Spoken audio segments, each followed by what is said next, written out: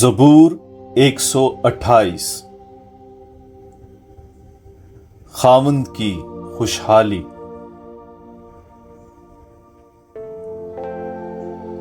مبارک ہے تو جو خداوند سے ڈرتا ہے، جو اس کی راہوں پر چلتا ہے،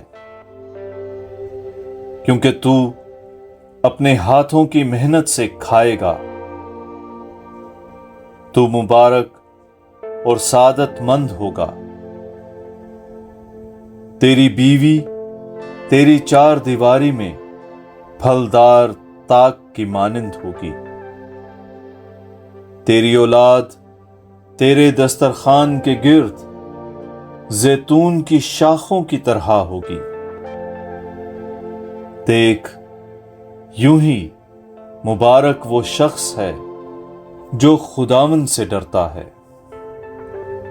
خداوند تجھے صہیون سے برکت دے، یہاں تک کہ تو اپنی عمر بھر یروشلم کی خوشحالی دیکھے، اور کہ تو اپنے بچوں کے بچے دیکھے۔ اسرائیل پر سلامتی ہو۔